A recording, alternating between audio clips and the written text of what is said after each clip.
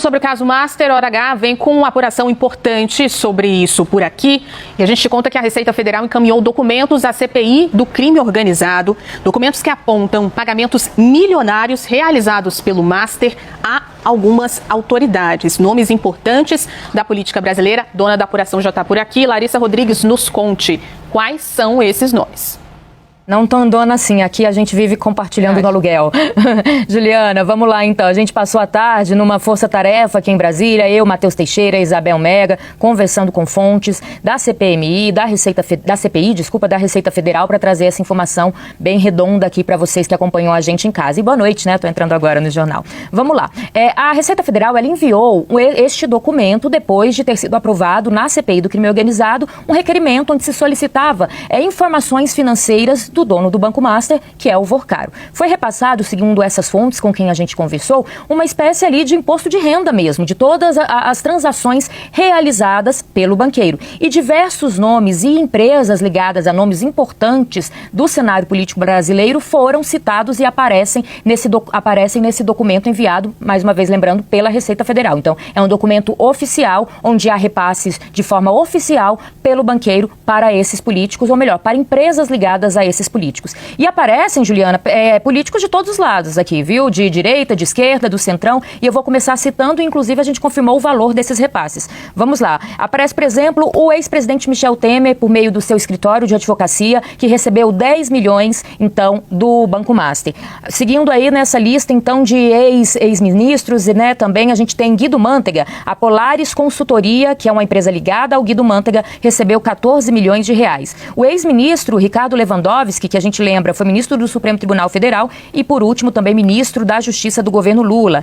O escritório ao qual a família dele tem um escritório de advocacia, recebeu 6,1 milhões de reais e esse montante foi liberado a partir de novembro de 2023, Juliana. Mas vale a gente lembrar que o ministro vem dizendo que deixou a sociedade em janeiro de 2024, como prevê a lei, pouco antes de assumir o cargo no governo federal, como eu disse, ministro da Justiça do governo Lula. Aparece ainda que a empresa de Boni Bonilha, a Boni Bonilha, ela é nora do líder do governo Lula ali no Senado Federal, Jacques Wagner, do PT da Bahia. Lembrando que a informação que aparece nos bastidores aqui em Brasília é que este encontro, que o próprio Galípolo cita, né, hoje na CPI, que aconteceu entre Lula e o próprio Daniel Vorcaro, esse encontro teria sido articulado por Jacques Wagner. Então, uma pessoa da família dele, Boni Bonilha, nora do líder do governo, também recebeu um montante do banco. Eu vou seguindo aqui que a lista é grande. Vamos lá. Aparece próximo, e a gente trouxe isso mais cedo aqui na CNN, que 80,2 milhões de reais foram repassados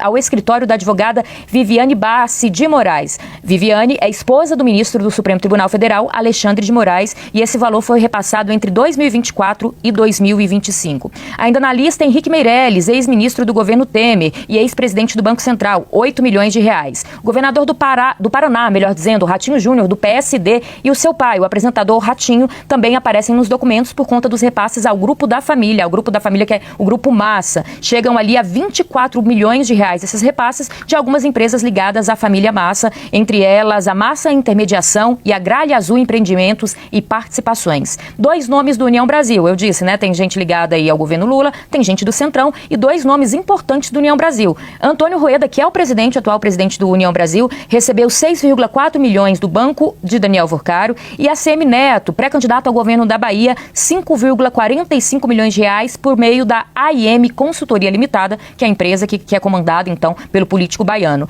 E aí, do outro lado, como eu disse, também uma empresa do secretário de Comunicação Social à época do governo Jair Bolsonaro, Fábio Van Garten, recebeu 3,8 milhões de reais. E o ex-ministro da Cidadania de Bolsonaro, Ronaldo Bento, 6,2 milhões. Juliana, e antes de voltar aí para os estúdios de São Paulo, a gente, obviamente, sempre faz esse papel aqui na CNN, fomos tentar entender e estamos procurando todos esses que são citados nesse documento, como eu disse, um documento repassado pela Receita Federal para o comando da CPI, que a gente teve acesso e confirmou essas informações aqui na CNN. Até agora a gente teve um retorno do Van Garten, né, lembrando, ex-ministro, ex-secretário, melhor dizendo, da Comunicação Social do governo de Jair Bolsonaro, e ele disse à nossa reportagem que sim, que recebeu e foi apresentado no primeiro semestre de 2025, porque ele conheceu e foi apresentado ao Vorcaro ainda no primeiro semestre do ano passado, e desde então passou a integrar a equipe de defesa. Van Garten também é advogado. Henrique Meirelles, o ex-presidente do Banco Central e também ex-ministro de Michel Temer, disse à nossa reportagem que, vou abrir aspas, mantive um contrato de serviços de consultoria sobre macroeconomia e mercado financeiro com o Banco Master em caráter opinativo